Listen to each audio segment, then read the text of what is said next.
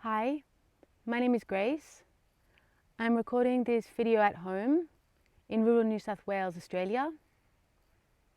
This video is part of a series of keyword transformations.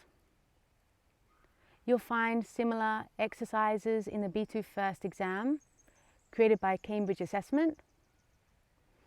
I've created this series because I think it'll be useful, but often I work with students on speaking and conversation classes because I think it's important that students try to incorporate enjoyable experiences with English in their study. In a conversation class, students use English as a tool for self-expression. So conversation classes really help to develop self-confidence, which you can use in stressful situations like using English at work or in speaking exams. Have a look at the video that introduces this series for more information about the exercise. Okay, so here we have a transformation. We have to complete the second sentence by inserting between 2 and 5 words on the line and using the word given it so that the second sentence has a similar meaning to the first sentence. Students receive up to 2 marks for correct answers here. So if you look at the solution, there is an arrow. That's 1 mark for the left of the arrow and 1 mark for the right of the arrow.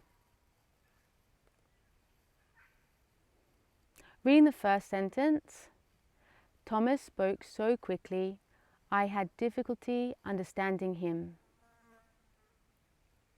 This sentence is talking about the experience of speaking with Thomas. We can use in the second sentence the structure find something, adjective, to talk about experience. The action in the first sentence is past. Had is past simple. Because both of these sentences have to be similar, we will also use past simple in the second sentence. Found it difficult.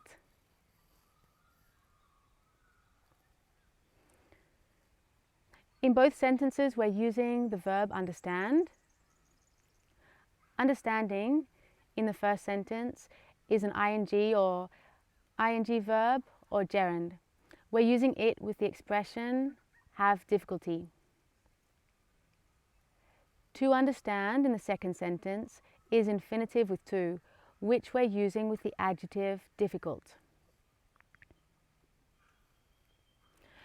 So I think it's important that students have opportunities for revision and trying to incorporate enjoyable experiences with English in your study is also important. The transformation we just looked at was about the difference between people. People move at different speeds. For example, Thomas speaks quickly. Now I would like to tell you a true story on this theme that will help us revise the grammar. The objective for you is to follow.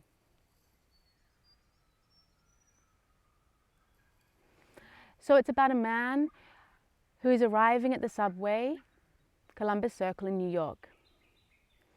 He's about to get on an escalator when he sees in front of him an older woman who is moving slowly and carefully. So he stops to let her on.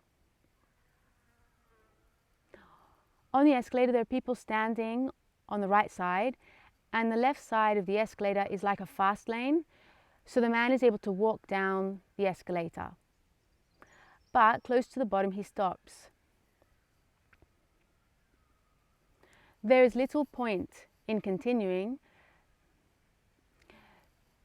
because there is a couple standing side by side ahead of him. So they're occupying the left and the right side of the escalator.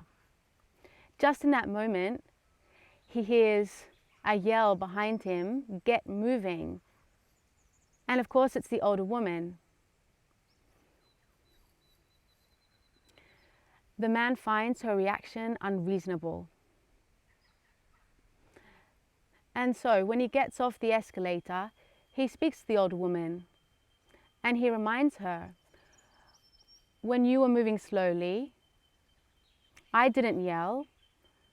I stopped to let you on the escalator. And what I find funny about this anecdote is the older woman's reaction. She says, well, you should have. You should have yelled at me for being slow.